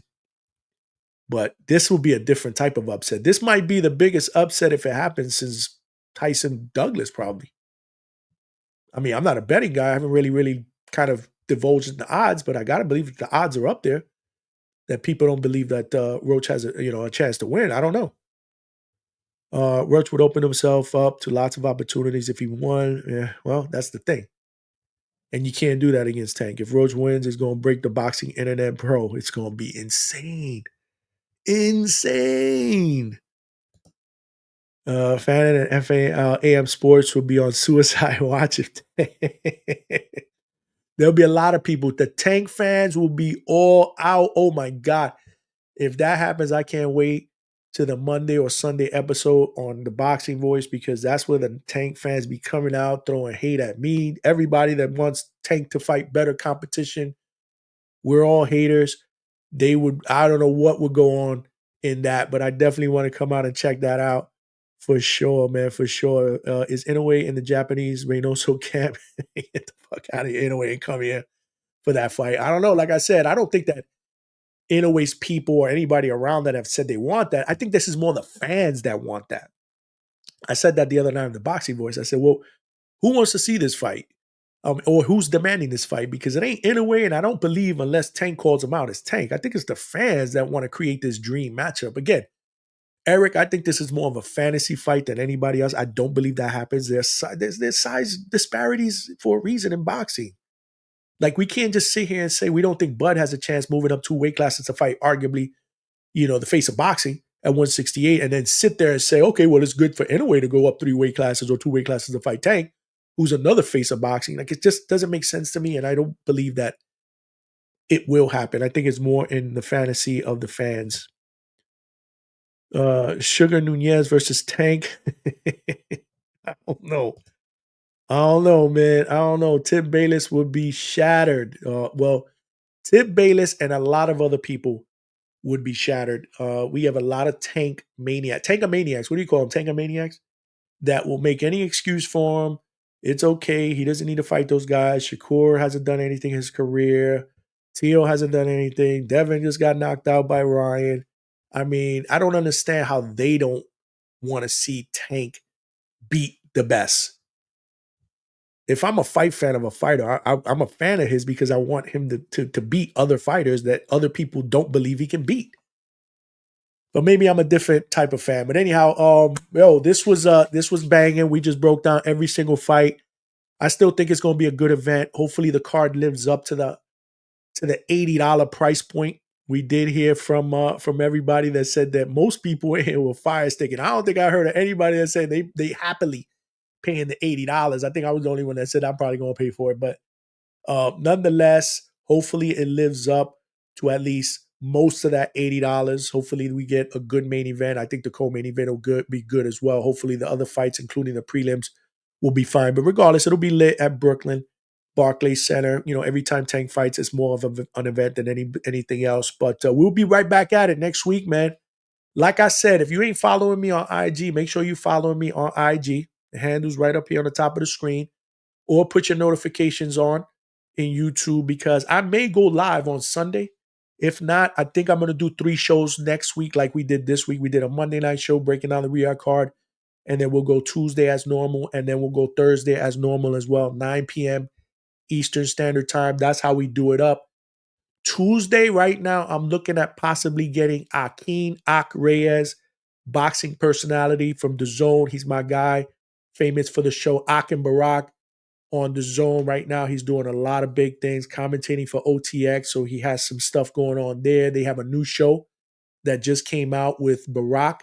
So we've been trying to make an interview with Ak happen for quite some time.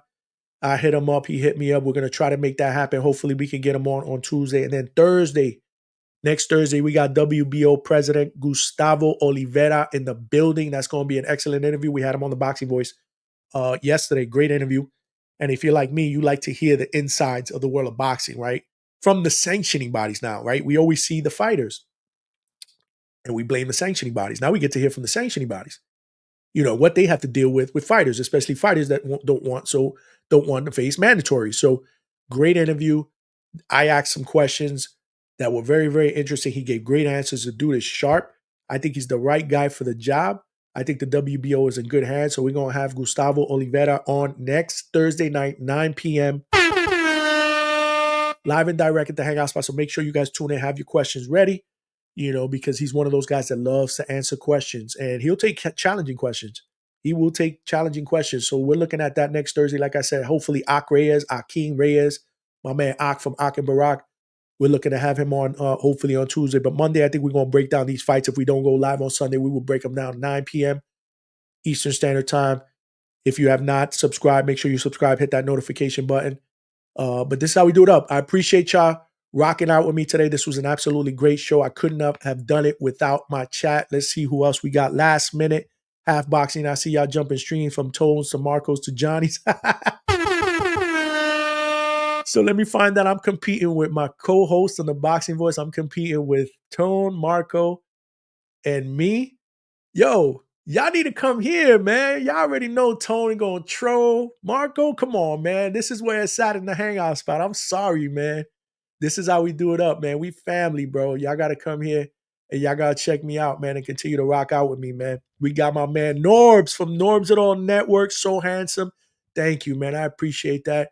Likewise, my brother. Likewise. I don't tell you that enough, but likewise, it's all love, man. My man E. I was disappointed with the 54-pounder you interviewed. Which one? His comments about Shakur were immature. Oh, he's not on that level yet. Be humble until you start facing that level of competition. You must be talking about Ebenezer Stuntman Griffin, right? He's yeah. He, there were some comments that he made. He did talk a little bit about Xander. He's young. He's very mature for his age, though. Like, he's 22, but he doesn't speak like a 22-year-old. He speaks like he's much older than that. We're gonna see. We're gonna see. Like I said, he's got a tremendous future ahead of him. We'll see what the future holds. I did like his breakdowns though of the fights, man, on Riyadh, man. Like, the way he broke down the fights, man, for a 22-year-old was actually pretty good. But it's all good. Yeah. There was some stuff that maybe rubbed some people the wrong way based on his age. But he's very, very confident. He's a good guy. He's a guy. He's all about God as well. He's a hard guy not to root for. You know what I'm saying? I definitely want to see the WBC president interview next week. Yeah, man, it's going to be banging. Like I said, he was on the Boxing Voice, and I asked a couple good questions. I'm going to ask him the same questions as well, next week, and some more. Because like I said, I want to know the inside of the sanctioning bodies. A lot of people call the sanctioning bodies the cartel. All they do is collect sanctioning fees for these belts. What are they doing with that? We're going to ask them. We're going to ask them, where does the money for these sanctioning fees go? Is there a fund for the fighters? A retirement fund, right? We're going to ask those questions. In fact, if y'all want some questions asked, hit up my DM or hit the super chat. Hit the super chat during the show, baby. That way I see the red, you know what I'm saying? And I make a couple bucks in the process. Nah, man, it's all good. It's all good. Yes, Ebenezer. Okay. Yeah, man. Yeah. Half Boxing. Nah, I like this stream, Hangout vibe, and mostly boxing talks. Thank Johnny. Yo, thank you, Half Boxing. In fact, my brother, man, yo, I appreciate you, Half Boxing, with a $2 super chat. Straight cash, homie. Salute to you, man. I appreciate you coming aboard, rocking out with me, and I appreciate the donation. But I do this because I love to do it with my people. But again, hopefully you guys enjoy the fights. and we get what we want to get realistically, not what we're expecting to get, which is a card that's going to be underwhelming. So let's hope we are pleasantly surprised. But at the end of the day, I'm signing out. Appreciate y'all rocking out with me. As always, this is your boy, Johnny, signing out from the Hangout Spot Live. And I will talk to everybody this weekend. Enjoy the fights.